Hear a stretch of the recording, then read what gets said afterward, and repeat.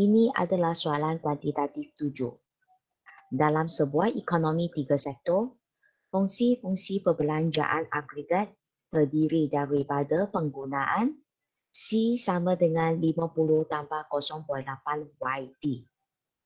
Okey, di mana YD adalah pendapatan boleh guna, pelaburan 50 juta, perbelanjaan kerajaan 100 juta dan cukai lamsam T 20 juta. Berdasarkan maklumat di atas, hitung keseimbangan pendapatan negara bagi ekonomi tersebut. Okey, seperti yang telah dipelajari, kalau nak cari keseimbangan pendapatan negara, kita ada dua pendekatan. Apakah pendekatan itu? Pendekatan AS tolak AE dengan pendekatan WG. Okey, thank you. AEAS bukan tolak ya. Okey, yang ini pendekatan JW, kita ada dua sahaja. Tetapi untuk soalan ini, dia tidak tekankan pendekatan yang mana satu. Jadi, anda sebenarnya boleh pilih mana-mana satu saja untuk jawab soalan ini. Tetapi ini sebagai latihan kan. Ini memang nak anda jawab dua pendekatan. Supaya dapat pastikan bahawa jawapan yang diperoleh itu adalah sama. Okey, sekarang kita cuba tengok. Kita akan selesaikan pendekatan yang pertama ya, AEAS dulu. Okey, ini soalan A ya. Kita kata AS sama dengan AE. Okey, jadi pendekatan ini sebenarnya kita akan gunalah, tak kisah untuk ekonomi 2 sektor ke 3 sektor sebenarnya sama je. Tetapi apabila kita nak masuk berkaitan dengan syarat keseimbangan untuk ekonomi 3 sektor, syarat keseimbangan dia sudah jadi apa? Y sama dengan C tambah I tambah G. Okey, thank you. Itulah dia. Okey, jadi kita pun salin sahajalah. Okey, C tambah I, ekonomi 2 sektor. Kalau 3 sektor, tambah G. Okey, kemudian C. Tengok semula fungsi C. 50 tambah 0.8 YD. Jadi anda pun tulis 50 tambah 0.8 YD. Apa itu ialah YD? Pendapatan boleh guna? Kami sang tanya, apakah rumus YD? Y tolak T. Yes, Y tolak T. Tapi sekarang kita tahu bahawa T dia adalah cukai. Jadi kita tengok cukai dia 20. Tolak 20.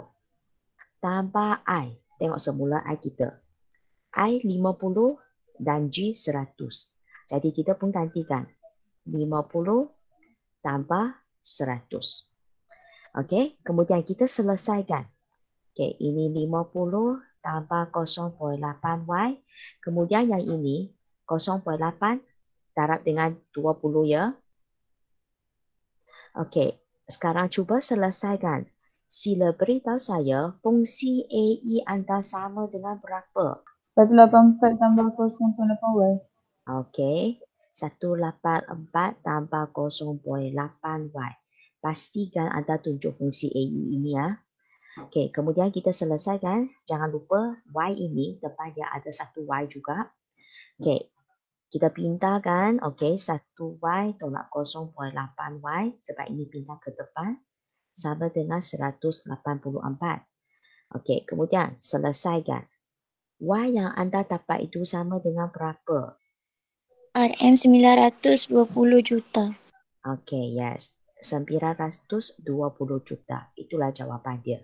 Ini kalau kita kira melalui pendekatan AEAS. Okey, sekarang kita akan selesaikan dengan menggunakan pendekatan JW. W sama dengan J. Jadi sekarang ni saya tanya, untuk ekonomi 3 sektor ini, W dia apa? Dan J dia apa? Dan apakah syarat keseimbangan dia? Kalau suntikan J adalah perbelanjaan kerajaan tambah dengan pelaburan. Okey, kejap ya. I tambah G. Kalau W? Untuk bocoran adalah tabungan tambah dengan cukai. Yes, good. Thank you.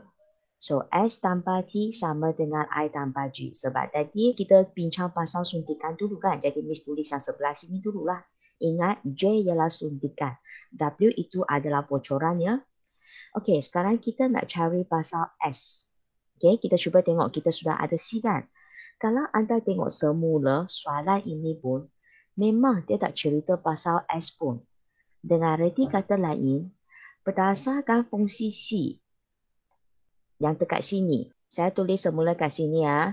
C sama dengan 50 tambah 0.8 YD. C sama dengan A tambah B YD. Nampak tak? Apakah fungsi S? Rumus dia, bagi tahu saya. Sama dengan negatif A tambah dalam kurungan 1 tolak B Y. Okey, YD ya. Boleh kan? Tak ada masalah kan? Sekarang you tengok ini fungsi C. Ini fungsi S. Rumus dia. Okey, sekarang dia sudah beritahu C sama dengan 50 tambah 0.8 YD. Sini ada A, sini ada B. Sini pun ada A, sini pun ada B. Jadi sekarang sila beritahu saya fungsi S tu berapa? Negatif 50 tambah 0.2. Macam mana you dapat 0.2 tu?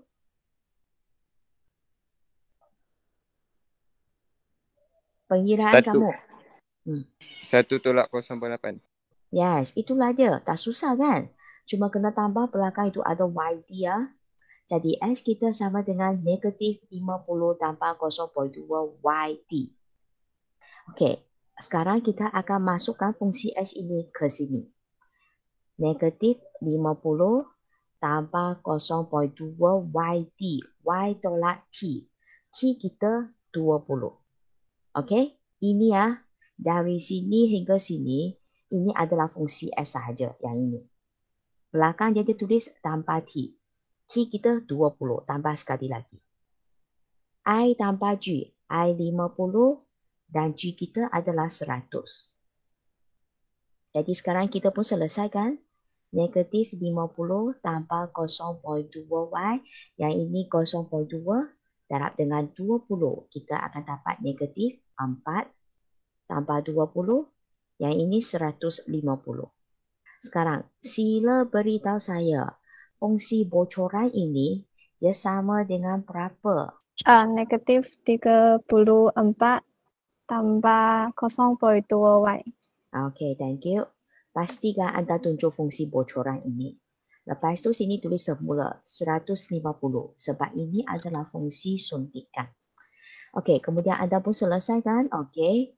Yang ini pindah ke belakang, cuba dapatkan Y kita berapa? 920 ringgit juta. Yes, okay. RN 920 juta. Tengok, anda masih akan tetap jawapan yang sama seperti tadi. Nampak tak? Okay, jadi ingat, tak kisah kita pakai pendekatan AEAS ke ataupun JW, untuk ekonomi 2 sektor ke 3 sektor, jawapan anda masih sama. Dan sekali lagi, saya ingin highlight yang ini. Pastikan anda tunjuk fungsi AE ini. Ini fungsi bocoran. Dan ini fungsi suntikan. Okey, nanti anda boleh guna maklumat yang ini untuk praktis akal raja lah. Raja keseimbangan pendapatan negara. Bagi kedua-dua pendekatan ini. Okey, jadi itu adalah untuk soalan A. Okey, kita baru habis bincang yang ini. Sekarang kita sambung soalan B. Soalan B. Tentukan tingkat keseimbangan pendapatan negara yang baru. Okey, sekarang kita nak cari yang baru. Maksudnya yang ini adalah Y1. Tadi ini yang kita dapat punya ini adalah Y kosong. Okey, sambung. Akibat daripada pengurangan perbelanjaan kerajaan sebanyak 30 juta. Okey, soalan saya. Perbelanjaan kerajaan adalah G kan? Jadi berdasarkan pernyataan ini, dia sebenarnya merujukkan perubahan G ke ataupun G1. Perubahan G. Okay, thank you. Jadi ingat, sebab perkataan sebanyak kita kata perubahan. Okay. Nampak perkataan ini? Pengurangan. Kalau pengurangan, adakah perubahan G kita? Kita tulis 30 sahaja ke? Negatif. Yes, okay. Jadi pastikan perubahan G, saya tulis semula, perubahan G sama dengan negatif 30. Kenapa? Sebab perkataan ini pengurangan. Okey, jadi sekarang kita nak cari Y1. Dia juga sama, dia tak minta pendekatan apa. Bermaksud nanti untuk jawab soalan B ini, saya akan guna balik kedua-dua pendekatan ini. Ada pendekatan AES dan juga pendekatan JW. Okey, ini ya B ya. Jadi sekarang saya akan tulis AS sama dengan AE1. Kenapa? Sebab kalau berdasarkan tadi, Y sama dengan C tambah I tambah G kan? Sekarang pun sama. Y sama dengan C tambah I tambah G tambah perubahan G. Kenapa? Okey, kan hari itu you belajar, kita kata apa? G1 sama dengan G0 tambah perubahan G. Cuba tengok yang ini. G0 tambah perubahan G, kan dia adalah G1 kan? Bermaksud ini sebenarnya G0 tanpa perubahan G. Ini sebenarnya merujuk kepada G1. Itulah sebab kenapa kita tulis AE1 dekat sini. Okey, sebab kita ada G yang baru. Okey, jadi C ini, IG ini, kita guna balik yang asal. You boleh salin semula sahaja. Okey? Okey, maksudnya macam ini ya. Anda boleh tulis semula yang ini. Lepas tu tambah perubahan G. Tambah perubahan G. Perubahan G kita kan tadi ni sudah beritahu negatif 30 kan? Jadi anda tulis negatif 30. Okey, maksudnya yang ini anda pindah terus ke sini. Okey? Ataupun sesiapa nak cara yang cepat, okey. Anda sebenarnya boleh guna fungsi AE yang anda sudah cari tadi itu, iaitu 184 tambah 0.8Y yang tadi sudah cari punya, tambah buat kurungan 30 pun boleh. Anda masih akan dapat jawapan yang sama. Jadi tengok sama anda nak guna yang ini. Okey, ini maksudnya ini kita guna step by step lah. Okey, kalau yang ini memang dia nak cepat punya, okey, terus tolak lah. Okey. Jadi sekarang, apakah jawapan fungsi AE yang baru kita yang anda akan dapat? 154 tambah 0.8Y. Okey, thank you. Ya, ini adalah fungsi AE yang baru ya. Okey, jadi sekarang pun sama, kita nak selesaikan, kita nak cari pendapatan negara. Jangan lupa depan sini 1Y ya. Okey, ini pindah ke depan, selesaikan. Sila beritahu saya, Y yang baru itu sama dengan berapa? RM770 juta. Sekali lagi, tak dengar? RM770 juta. Yes, thank you. Itulah jawapan dia. Okey. Okey, selepas kita selesai pendekatan AES, sekarang kita akan sambung pendekatan JW. W sama dengan J. Sekarang anda kena tahu G itu merupakan komponen dalam suntikan kan? Kan tadi kita pun sudah tunjuk. Bermaksud ini adalah J1. Sama seperti tadi, S tambah T sama dengan I tambah G tanpa perubahan G. Tunjuk perubahan G itu kat sini. Fungsi bocoran ini, okay, anda boleh salin semula macam tadi, ataupun kalau tak nak, anda boleh terus pakai dia. Okay, kalau nak cepat lah.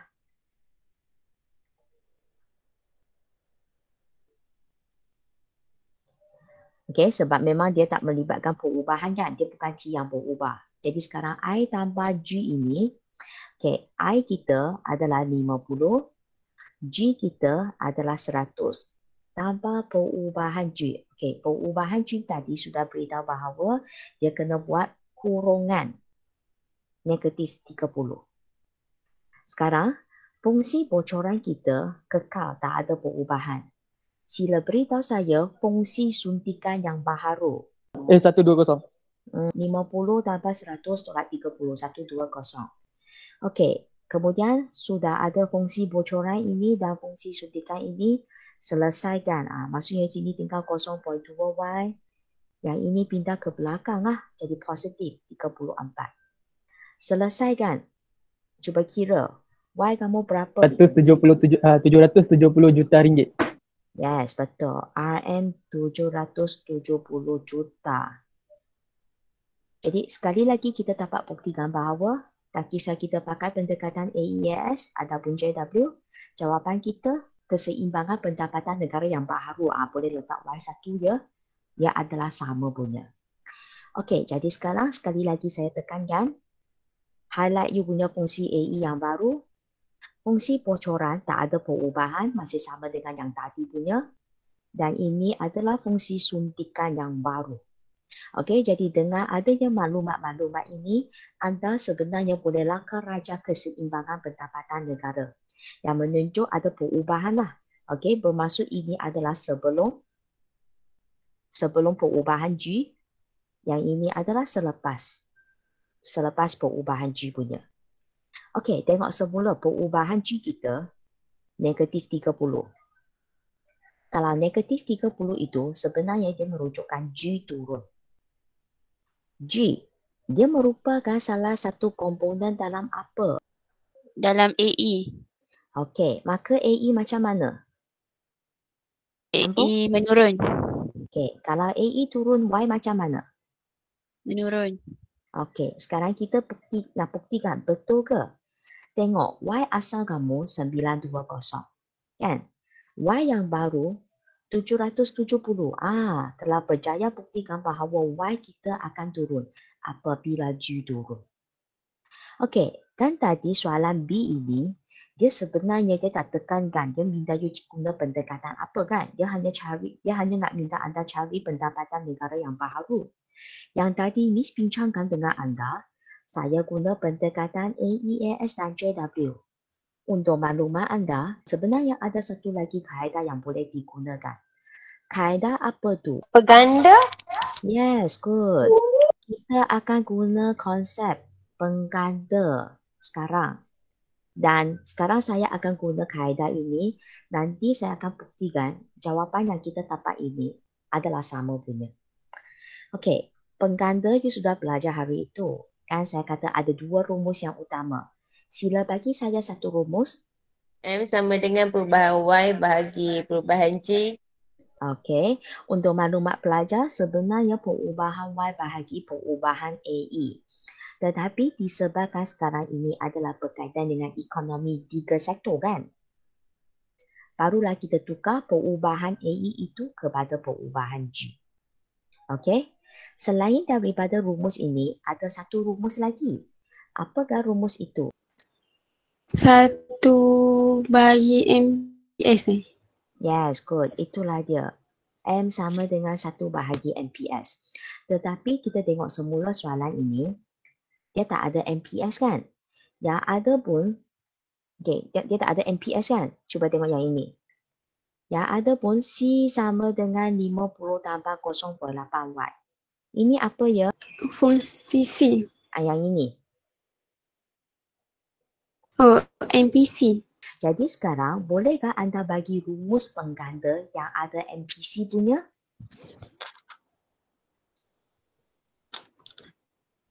Tengok yang ini, ubah soal dari sini je. 1 bahagi 1 tolak MPC. Yes, kita akan pakai rumus yang ini. Sebab dalam soalan itu, dia tak ada bagi MPS pun. Jadi kita kena jawab ikut kehendak soalan lah. Okey, 1 bahagi 1 tolak. Okey, MPC 0.8. Jadi selesaikan. Kita dapati bahawa MPC kita adalah sama dengan 5. Itu adalah M. Okey, sekarang M ini kita pindah ke sini. Perubahan Y memang kita nak cari. Dan perubahan G. Kan daripada soalan tadi, Miss sudah beritahu. Perubahan G kita yang ini. Pengurangan. That's why kita ada tanda negatif kan? Gantikan tanda negatif tu. Sila beritahu saya perubahan Y kita berapa? Negatif 150. Yes, RM juta ya. Okey, jadi sekarang kita dapati bahawa perubahan Y kita adalah negatif 150. Dan soalan dia minta cari Y1. Apakah rumus bagi Y1? Y1 sama dengan Y0 tambah perubahan Y. Okey, good. Itulah dia. Jadi Y0 ini tadi anda sudah cari. Kat mana? Soalan dia A ini. 920. Okey, jadi kita pun gantikan 920. Tambah perubahan Y. Perubahan Y anda negatif. Buat kurungan negatif 150. Selesaikan. Y1 itu berapa? RM 770 juta. Okey, thank you. 770 juta. Okey, bermaksud kalau kita nak jawab soalan B ini, you cuba tengok. Nak cari pendapatan negara baru kan? Sebenarnya nak cari Y1 itu, anda boleh pakai pendekatan AEAS, pendekatan JW, dan lagi satu kaedah kita menggunakan kaedah pengganda. Kita tetap akan dapat 770 sama seperti tadi punya. Okey, jadi anda boleh pilihlah mana-mana satu, tetapi sebagai latihan saya sekarang nak guna ketiga-tiga cara ini untuk memahirkan anda untuk jawab soalan yang sedemikian. Okey ya, boleh ya. Soalan tambahan yang Miss nak anda buat ya. Lakar raja keseimbangan pendapatan negara bagi sebelum dan selepas perubahan perbelanjaan kerajaan melalui kedua-dua pendekatan ini. Okey, praktis ya lakar raja itu. Sebab hari itu Mimi sudah ajar kan. Jadi sekarang guna yang ini sebagai latihan lah. Okey, jadi kita pun sudah selesai untuk jawab soalan B. Sekarang kita sambung soalan C. Okey, soalan C ini Miss akan membimbing anda lah. Kita jawab bersama-sama. Berdasarkan jawapan B. Okey, nanti kita guna jawapan B ini ya. Jika pendapatan negara pada tingkat guna tenaga penuh ialah 1,000 juta. Okey, kalau tingkat guna tenaga penuh dalam bahasa Inggeris, kita kenali dia sebagai full of employment. Saya ulang, full of employment. Bermaksud itu adalah YF. Saya pakai simbol F. F ini ialah merujuk guna tenaga penuh. Okey, full of employment. YF kita 1,000 juta. RM. Dan soalan dia kata berdasarkan jawapan B. Jawapan B kan kita cari Y kan. Y itu sebenarnya merujuk kepada Y keseimbangan. Dan Y keseimbangan kita, tengok jawapan B. 770. 770. Okey, kita pakai dua maklumat ini ya. Berapakah lompang deflasi? Okey. Jadi sekarang nak cari lompang deflasi itu sebenarnya dia ada rumus. Okey, ini C1 Roman.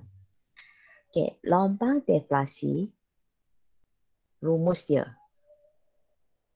sama dengan YF tolak YE.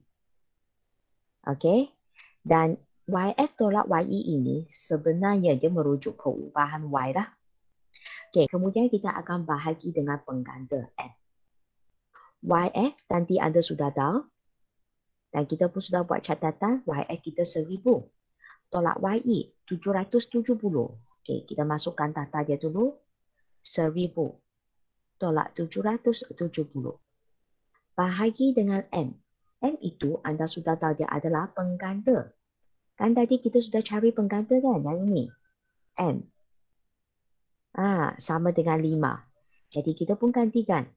N ini adalah 5.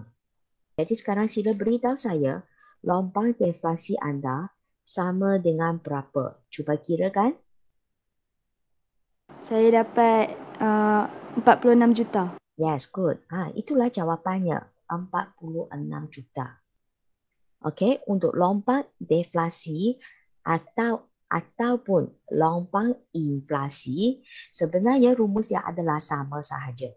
Okey, kita pakai YF tolak YE bahagi dengan nilai pengganda. Tetapi kalau anda tengah jawab lompang inflasi, jawapan kamu ada tanda negatif lah. Sebab kalau inflasi pada masa itu, YE kita akan lebih besar daripada YF. Okey, itu berkaitan dengan lompang deflasi. Okey, kita tengok soalan C punya dua Roman itu. Okey, soalan dia. Jika kerajaan ini melaksanakan dasar belanjawan. Okey, untuk maklumat pelajar berkaitan dengan belanjawan ini, sebenarnya nanti anda akan belajar pada bab 6. Dan memang Miss pun sudah ada video instructional itulah, nanti anda boleh tengok berkaitan dengan belanjawan ini. Dia boleh kait antara satu sama lain lah. bab 6 dia boleh kait dengan bab 3 punya untuk jawab soalan dia. Okey, jadi sekarang kita tengok soalan ini. Berkaitan dengan dasar belanjawan ini, sebenarnya dia merupakan dia berkenaan dengan dasar fiskal. Kalau anda masih ingat dasar fiskal itu, anda pernah belajar gambar satu kan? Kita kaji komponen G, kita kaji komponen T. Okey, dia kata kerajaan nak gunakan dasar belanjawan yang berkaitan dengan dasar fiskal ini untuk mengatasi lompang deflasi. Kalau ada lompang yang wujud itu, bermaksud kalau masalah deflasi sudah wujud. Okey, jadi sekarang dia tanya, berapakah banyak perbelanjaan kerajaan yang harus ditambahkan? Okey, kenapa anda tahu ditambahkan? Sebab ini masalah deflasi. Kami pernah bagi tahu, deflasi juga sama dengan pengangguran kan? Dan juga sama dengan kemelesetan. Okey, sekarang banyak orang menganggur. Itulah sebab kerajaan dia nak tambahkan perbelanjaan kerajaan. Nak melaksanakan pelbagai projek ke, nak memberi bantuan kepada rakyat ke, barulah dia boleh mengatasi isu ini. Jadi sekarang soalan dia, berapa banyak perbelanjaan kerajaan yang harus ditambahkan? Dia tanya pasal perubahan G itu. Okey, untuk maklumat pelajar, nak jawab soalan yang sedemikian, kita akan guna konsep pengganda yang tadi kita sudah belajar, yang tadi Miss sudah tunjuk itu. Okey, tengok ya. Konsep pengganda yang berkaitan dengan inilah. Kita akan guna dua rumus ini. Okey, Miss tulis semula ya. Ini adalah C2 Roman. Jadi M sama dengan 1/1 dolar MPC. Lagi satu M sama dengan perubahan Y bahagi perubahan AE, di mana perubahan AE itu sebenarnya merujuk perubahan G. Dan memang sekarang soalan dia nak kita cari ini. Perubahan G itu berapa? Okey, kalau anda gantikan yang ini, tadi kita pun sudah kira, nilai pengganda kita sama dengan 5. Anda gantikan sajalah. Okey, 5 ini kita masukkan kat sini. Perubahan Y berapa? Dan kita nak cari perubahan G. Kan tadi Miss sudah beritahu, perubahan Y ini sebenarnya YF tolak YE. Nampak? Yang ini. Baru Miss tulis. Okey, YF tolak YE itu sama dengan perubahan Y. Bermaksud sekarang pengkiraan anda tunjuk yang ini. Anda akan guna 1000 tolak 770. Sini tulis 1000 tolak 770. Kemudian bahagi dengan perubahan G. Sama dengan pengganda. Okey. Selesaikan. Perubahan G kita akan dapat berapa? RM 46 juta. Yes. RM 46 juta. Okey.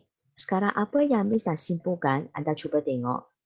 Berlakunya lompang deflasi. Lompang ada satu gap. Gap itu adalah 46. Jadi kerajaan dia kata dia nak tutup lompang ini. Macam mana nak tutup lompang ini? Kerajaan akan melaksanakan perbelanjaan kerajaan. Okey, membuat perbelanjaan kerajaan dengan meningkatkan. Sebab sini positif. Okey, meningkatkan G sebanyak 46. Kalau dia naikkan G, perubahan G ini ditingkatkan.